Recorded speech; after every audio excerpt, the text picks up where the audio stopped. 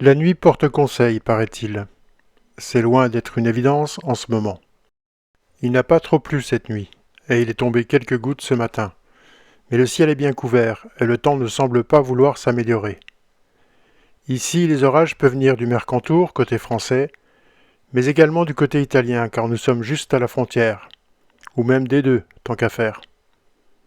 Étant au fond du vallon, on ne peut pas voir au loin, et il est donc impossible d'essayer de faire des prévisions météo. Le baromètre, lui, n'indique pas de tendance marquée. Bon, il va falloir prendre une décision. S'engager dans le canyon ou rebrousser chemin.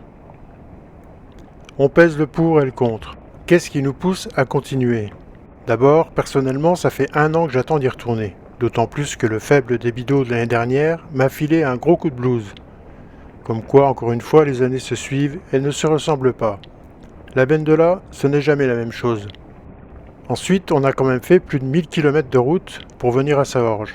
Et 2 jours de marche d'approche en montagne, 1600 mètres de dénivelé, chargés comme des mulets. On s'est pris un orage carabiné, tout ça pour rien?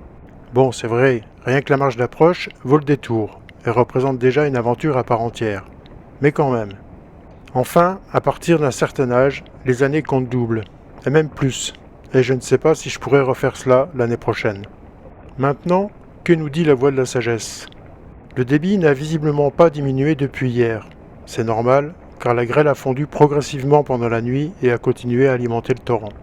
Dans la première partie, avant que l'eau ne s'enfile sous terre, si elle part bien sous terre vu la quantité, j'ai quelques passages en tête qui seront problématiques à coup sûr, plus ceux que je n'imagine pas, évidemment. On a toujours tendance à sous-estimer la force de l'eau. Ici, le ruisseau est large, mais plus bas. Il y a des rétrécissements dans lesquels l'eau va monter à peut-être 1,50 m ou plus. Impossible donc de s'y engager et il faudra tenter des escalades aléatoires. Le pire serait de forcer un passage et de se retrouver bloqué plus bas. Impossible de descendre et de remonter. Condamné à attendre sans peut-être pouvoir s'installer correctement.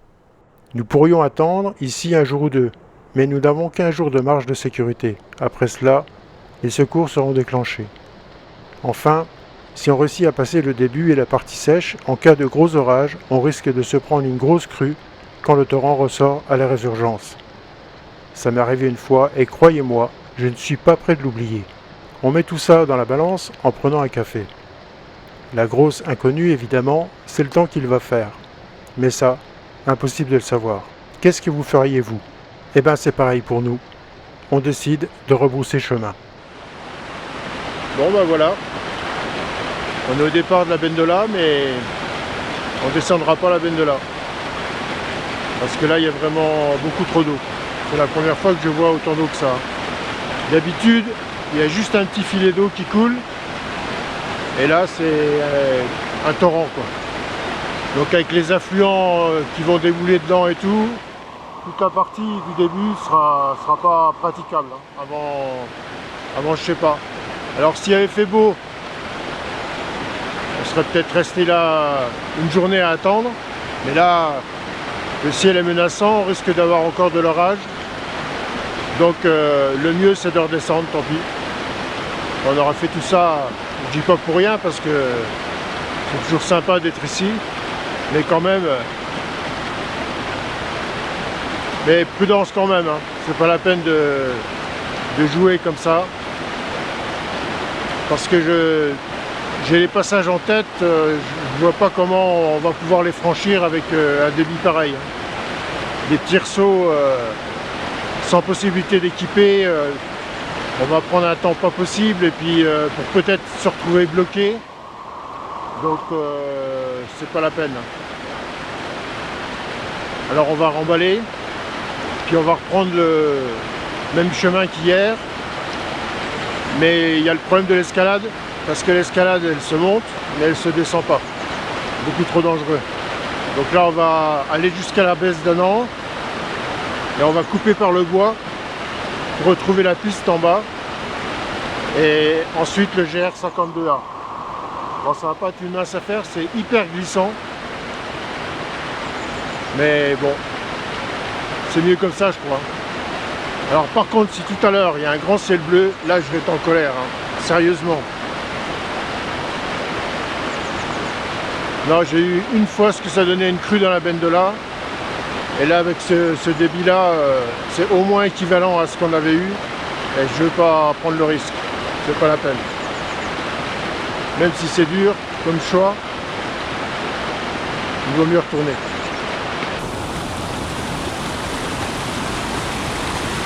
On a un petit rayon de soleil, on va essayer de tout remballer, on va essayer d'en profiter. Parce que jusque maintenant, il n'y a plus. Il faut tout remballer en essayant de ne pas tremper les vêtements secs, le duvet, le matelas. Et en arrêtant de regarder sans arrêt le ciel pour déceler une amélioration, un petit coin de ciel bleu. Mais rien ne vient.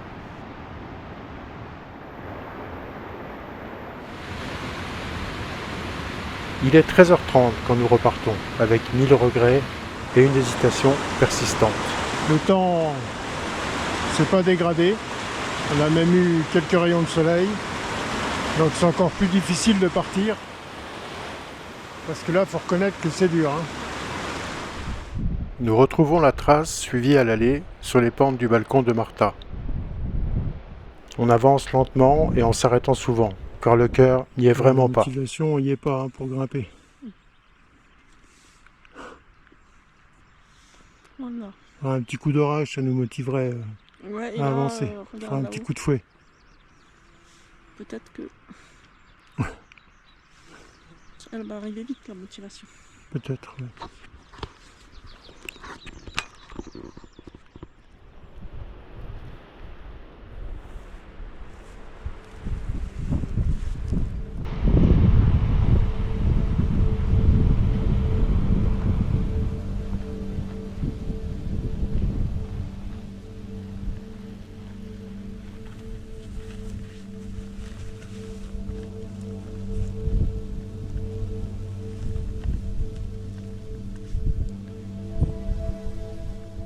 Le ciel est bien couvert, et un brouillard épais recouvre le vallon de la Bendola.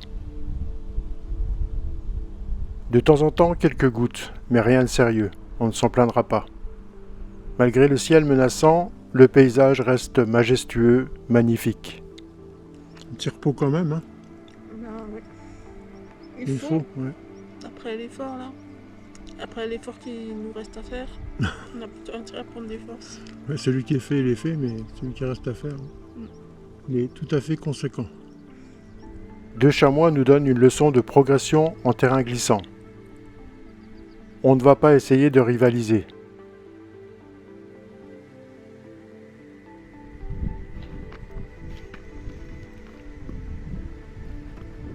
Il est 4h15. Retour à la baisse de Pourtiguère. Baisse de Pourtiguère. Nous avons mis presque 3 heures pour parcourir ce que nous avons fait hier en 1h30. Le temps s'est un peu stabilisé pour l'instant. Espérons que ça va durer.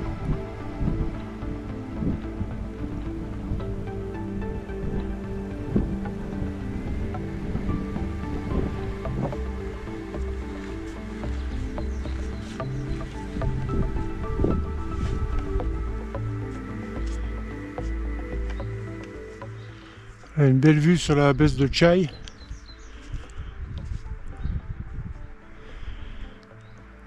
Et à partir de là, on va descendre dans le bois parce qu'on peut pas refaire, peut pas repasser au même endroit où on a fait l'escalade.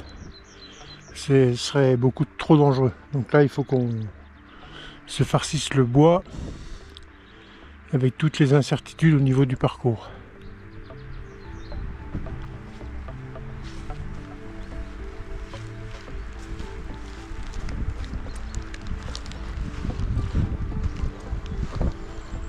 La baisse de Chai.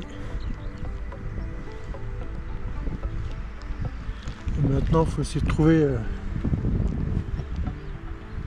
le passage le moins pire pour rejoindre la baisse de Lugo. Traverser ce bois de l'enfer. Un semblant de sentier part dans le bois, côté gauche. On va le suivre. Peut-être arrivera-t-il jusqu'à l'enclos à moutons où nous devons aller.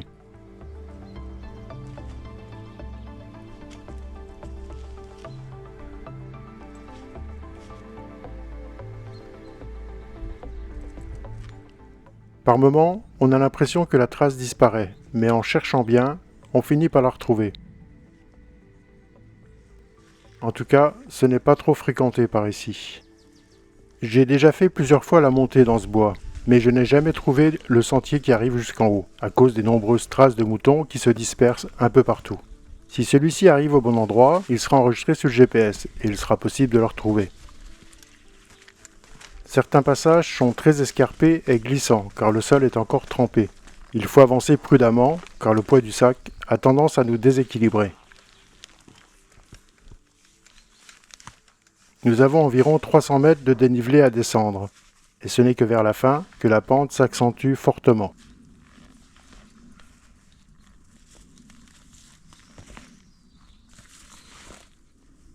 Nous arrivons au bon endroit, sur la piste qui va vers la baisse de Lugo. 3 personnes sont là avec plusieurs chiens, dont une patou que nous avions déjà vue l'an dernier sur les crêtes d'Annan. Et elle cause toujours autant. C'est interdit de passer. Oh. Bah alors. Oui. Allez, viens, va, n'aie pas peur. Viens. Oui, viens. On a un bâton. On a réussi à s'extirper du bois. C'était pas évident de descendre parce que ça glissait énormément. Et avec le poids du sac, c'est pas facile. Et là, on a vu 3 jeunes bergers qui étaient au niveau de la piste là, qu'on a rattrapé. Donc ils nous ont dit que demain, ils annonçaient de très fortes pluies. Donc on n'a pas de regret d'être reparti, quoi. Voilà, on va bientôt arriver à la baisse de Lugo. On va remonter jusqu'à la baisse d'Annan et descendre jusqu'à la bergerie. On devrait s'arrêter ce soir au niveau de la bergerie. On vient de passer la baisse de Lugo. Un petit morceau tranquille, presque plat. Ça fait du bien aux pieds parce que toute la descente dans le bois là, c'était un peu difficile pour les pieds.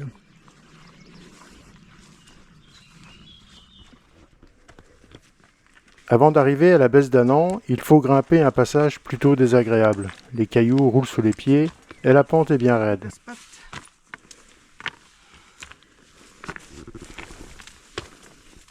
Heureusement, il n'y a qu'une centaine de mètres de dénivelé à gravir.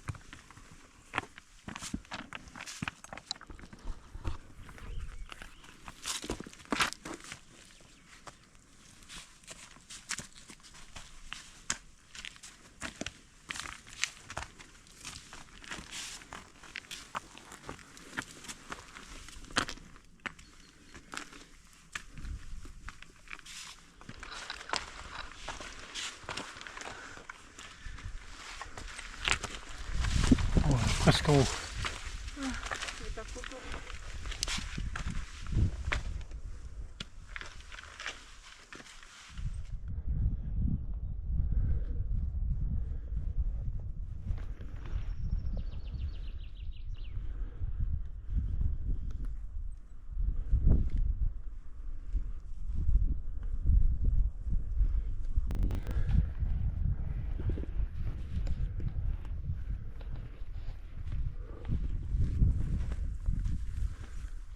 Une dernière descente avant la bergerie d'Annan où nous arriverons à 20h30.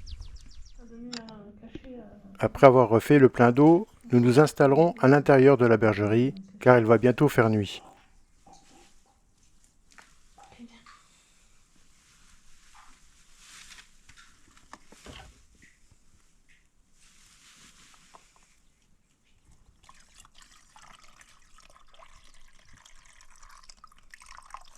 Nous dînerons à la frontale. Pas la peine de chercher du bois. Comme hier, nous utiliserons le méta pour chauffer l'eau du repas. Alors, elles sont toujours aussi bonnes? Ouais, ça va. Ouais, elles sont pas mauvaises. Pour des pâtes lyophilisées. Un endroit plat et sec nous permettra d'installer un couchage bien spacieux, contrairement à hier soir.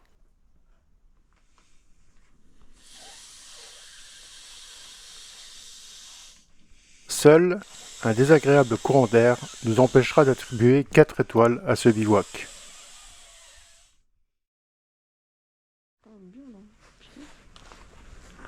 C'était une bonne idée de dormir à l'intérieur.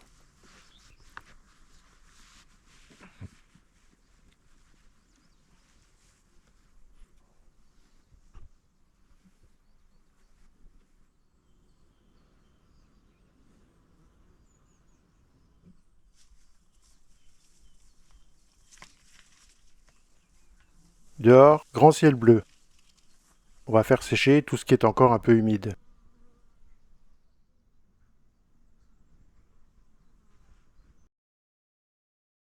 Petit déjeuner au soleil.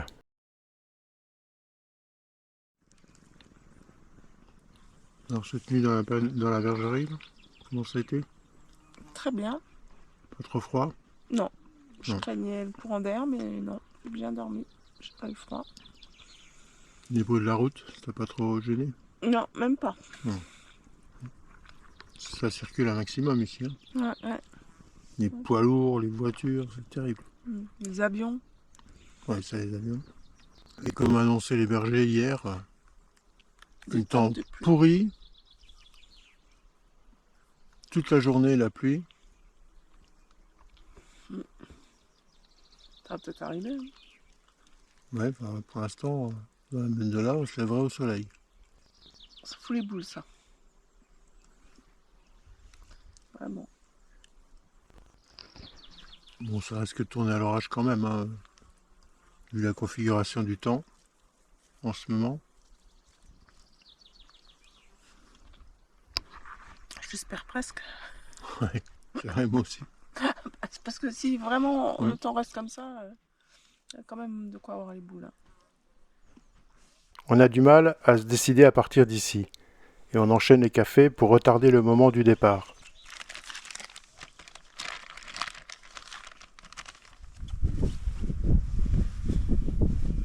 Mais le ciel se couvre de plus en plus. Ça va nous aider à lever le camp, en espérant que ce ne sera pas trop tard.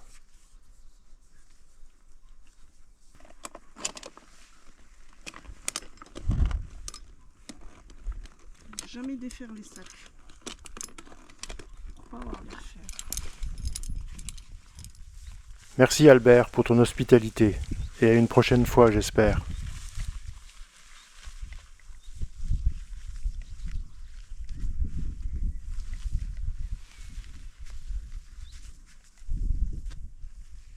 Il est 2h moins 10 et on décolle de la bergerie d'Annan, avant la pluie en tout cas. Est-ce qu'on arrivera en bas sec? Ça, c'est pas sûr.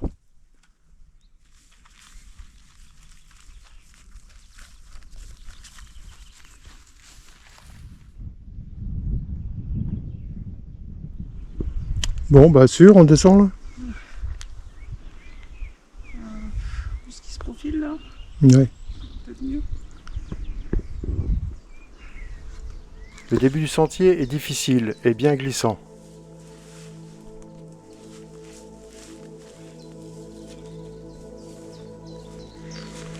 Le chemin est presque plus difficile à descendre qu'à monter. Ah ouais, ça glisse un maximum. Hein. Il fait beau là. Super. Petit à petit, le massif du Mercantour se couvre de gros nuages, et bientôt, l'orage gronde au loin, de moins en moins loin d'ailleurs.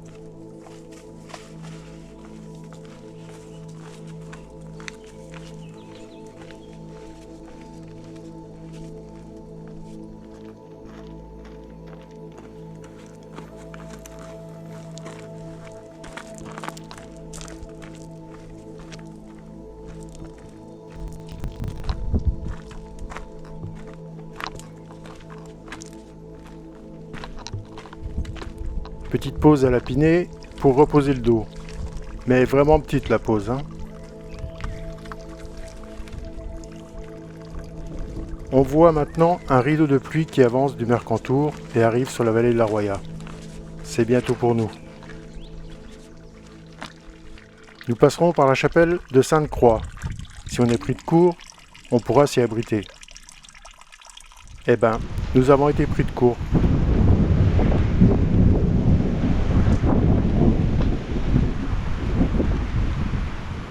Des trompes d'eau dégringolent du ciel et nous ne sommes même pas vraiment à l'abri à cause des bourrasques de vent qui poussent la pluie glaciale sous le parvis.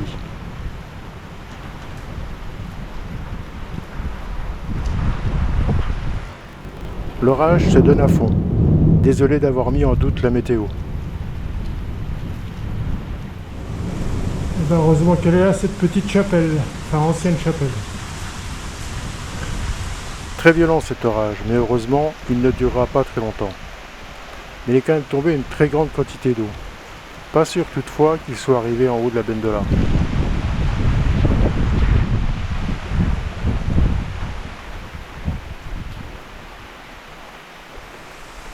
Après avoir grignoté un morceau, nous allons repartir. Enfin, essayer, car il faut déjà réussir à remettre le sac en place.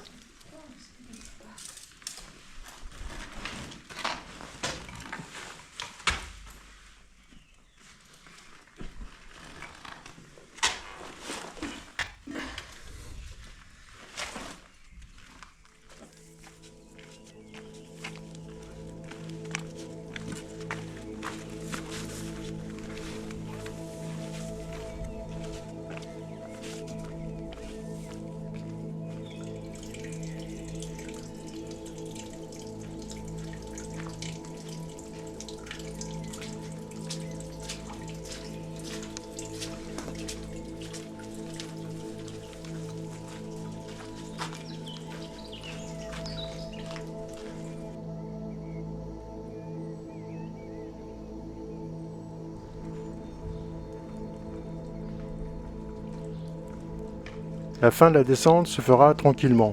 Au monastère, on nous apprend que la foudre est tombée dessus tout à l'heure. Nous qui avions pensé nous y abriter, on a échappé à une grosse frayeur.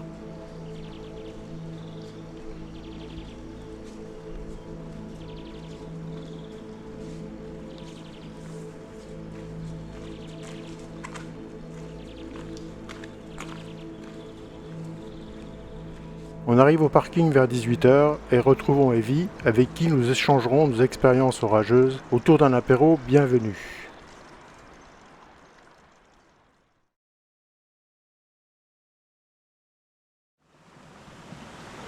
La météo prévoyant une amélioration du temps, nous irons faire la descente de la partie basse de la Bendola, à partir du pont de la Baragne. Aujourd'hui, nous irons quand même voir le débit de la rivière au pont de Baosun. Le niveau d'eau a visiblement baissé d'au moins 10 à 15 cm.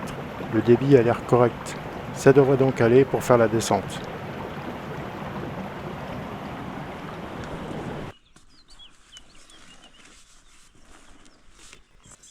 Samedi matin, on prépare les sacs. Ils semblent bien remplis, mais à part les néoprènes, il n'y a que des bidons quasiment vides qui augmenteront la flottabilité dans les biefs et les vasques.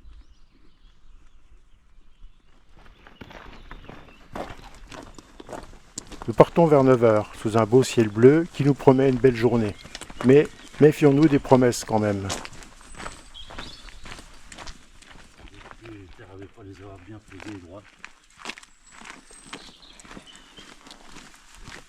Ah,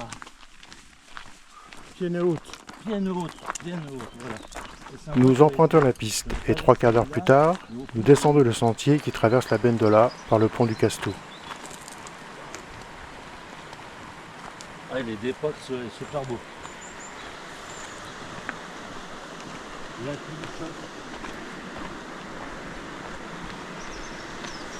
ah, ça va. Un petit peu plus haut que d'habitude. Ouais, Un peu plus, quand même. un peu plus. Ouais. Ouais, ah ouais, quand même. Oh, il pleut. On s'en fout une goutte.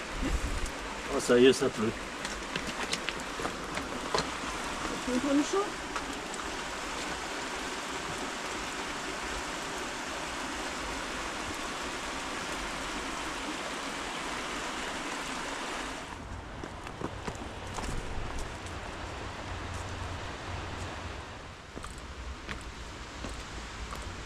On est sur le sentier qui conduit à la passerelle de la Baragne. Il fait un temps magnifique. C'est un peu humide, un peu chaud, mais sympathique. Surtout avec un sac léger, c'est quand même bien agréable. Là, il est 10h15. On a fait la piste du Castou assez rapidement. On a mis 3 quarts d'heure à peu près. Et le débit de la Bendola a l'air tout à fait sympathique. Il a l'air d'avoir pas mal d'eau. Donc ça devrait être bien sympa. Dans les petits rapides, les petites cascades, les vasques. Ça devrait être bien. Bah, on a besoin de ça parce que quand même, hein, ça reste là, hein, ça passe pas. Hein. En plus hier il a fait un temps correct. Aujourd'hui c'est bien parti pour. Ça s'est joué à un jour ou deux. Hein. Il n'y a jamais beaucoup d'eau par ici. Tu me donnes ta caméra, je vais te donner avec.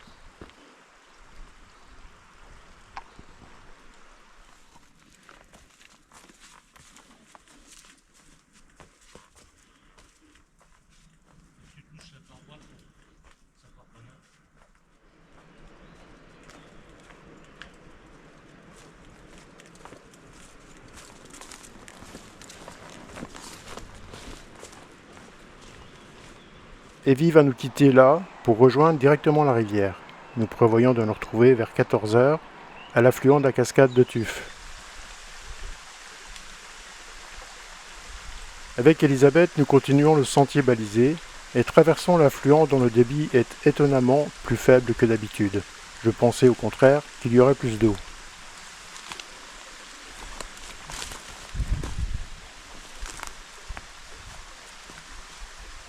Nous attaquons la dernière montée en passant près du Cazoun, qui aujourd'hui est habité. Bien ici. Hein. Ouais, super. Hein.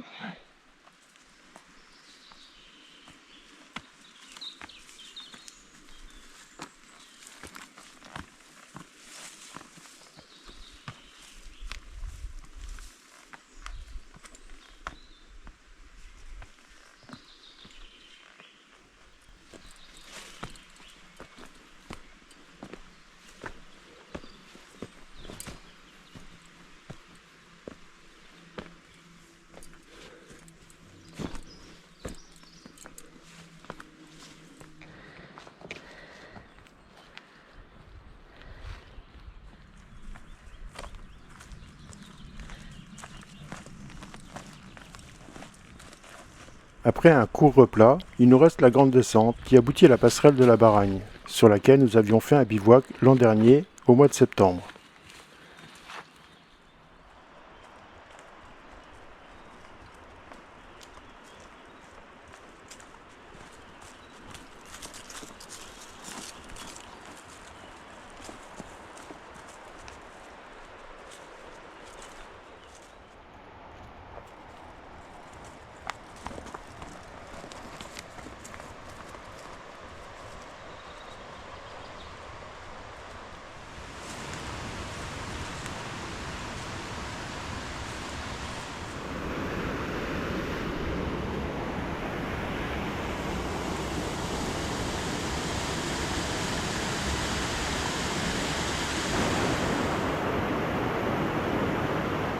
Nous avons mis environ 1h15 pour faire le sentier depuis la fin de la piste du Castou.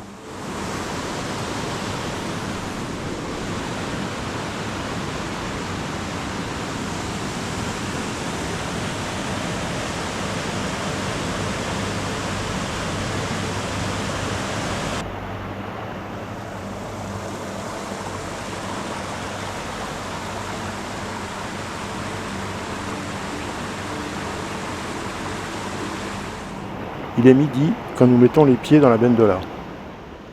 Tout de suite, on sent que le débit est assez important. Ça pousse bien dans les passages resserrés. Ça pousse, hein?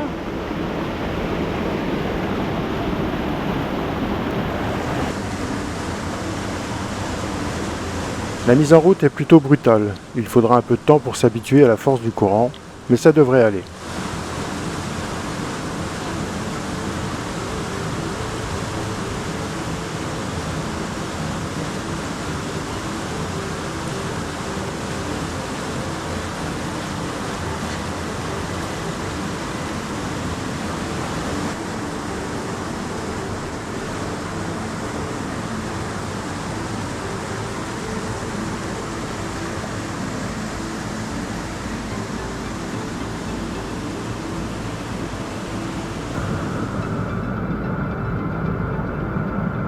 Il faut y aller prudemment, car les remous empêchent de voir le bas des ressauts, pas la peine de se tordre une cheville. Surtout que ça glisse bien, ce qui n'arrange pas les choses.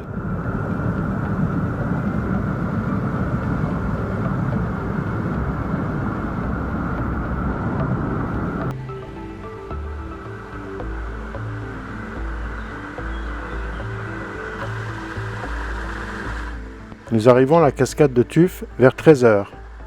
Et il faudra attendre 1 heure pour qu'Evie nous rejoigne.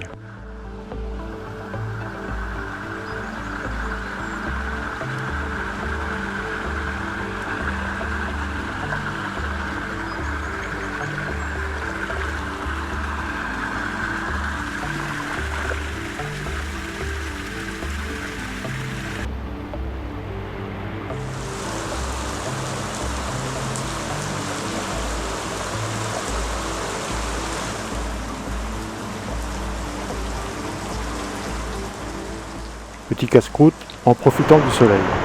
On va montrer qu'on est des sportifs quand même, parce que sinon... Elisabeth et moi continuerons la descente de la rivière, pendant qu'Evie repartira par le sentier que nous avons pris à l'aller.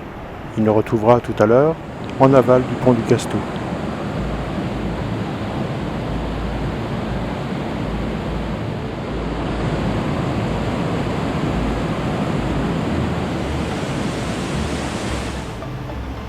Plusieurs affluents sont venus gonfler le débit d'eau, et il ne faut pas trop hésiter en haut des ressauts si on ne veut pas se retrouver submergé. Certaines descentes secouent un peu, mais heureusement, la néoprène amortit bien les chocs.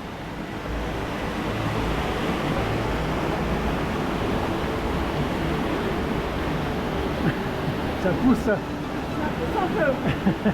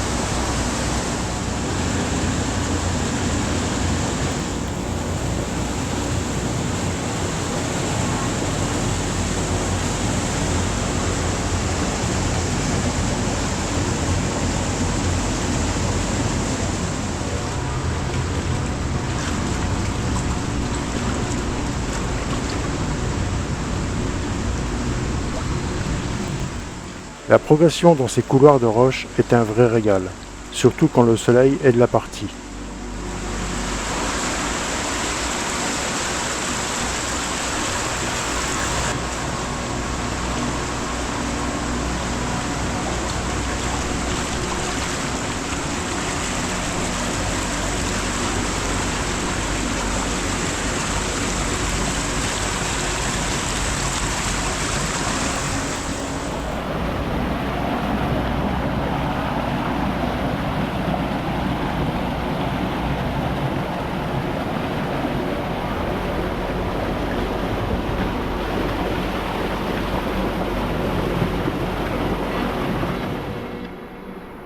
Un profond vallon débouche dans la Bendola, mais le faible débit d'eau qu'il apporte n'est pas à la mesure de sa taille.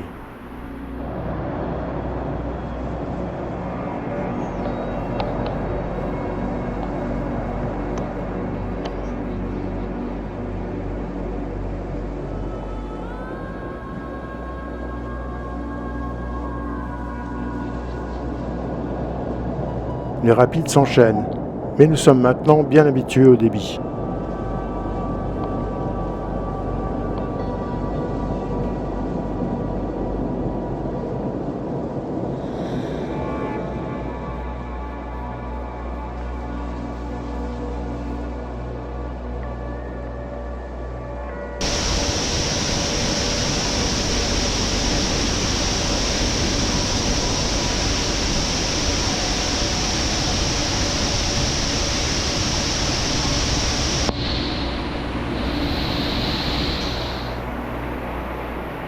Les orages ont provoqué des glissements de terrain et nous devons passer plusieurs barrages d'arbres enchevêtrés.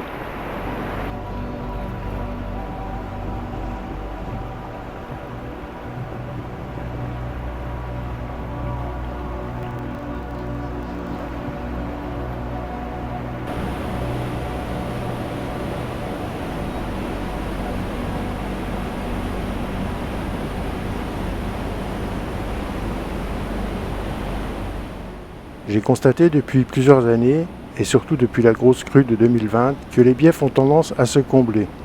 Les passages où l'on doit obligatoirement nager sont moins nombreux et plus courts. Mais ça peut vite se modifier, une grosse crue et tout change.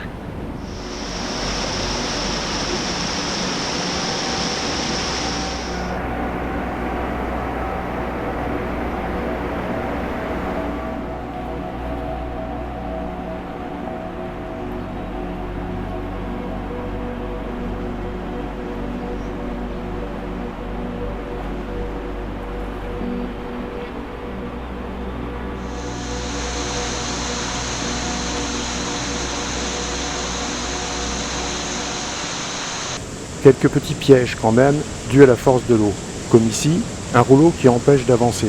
Avec plus de fond, ça aurait pu être problématique.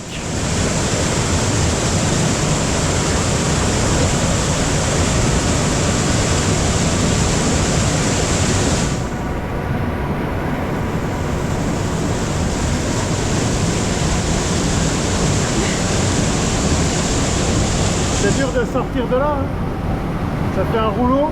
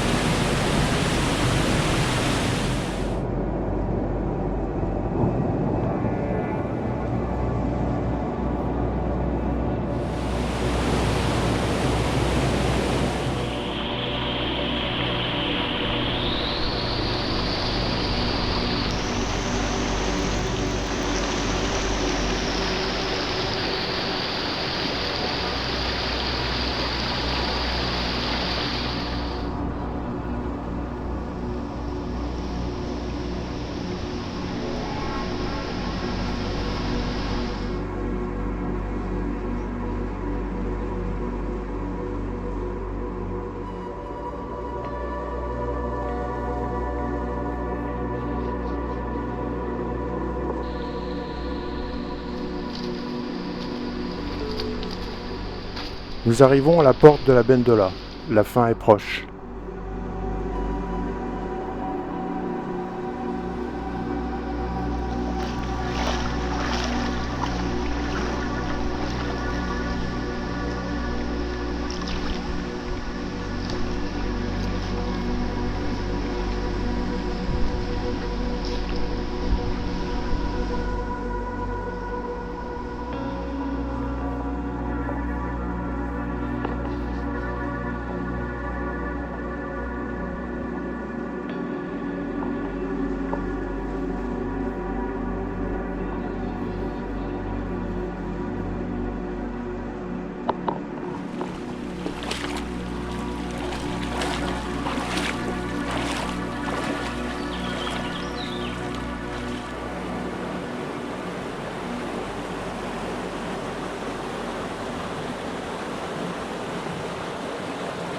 « 16h30, le pont du Castou.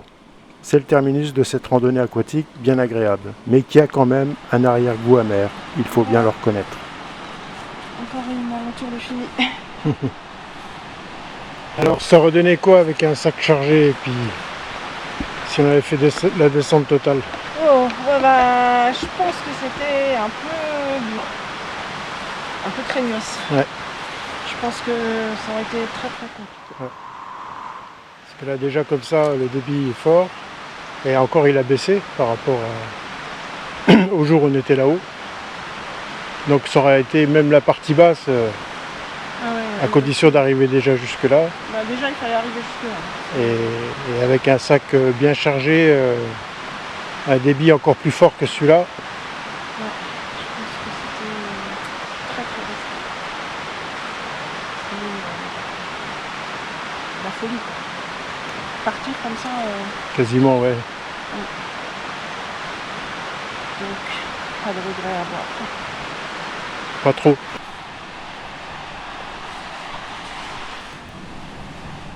Quand je fais le montage de cette vidéo, un mois s'est écoulé depuis le matin où nous avons décidé de rebrousser chemin. C'est encore difficile à avaler, croyez-moi.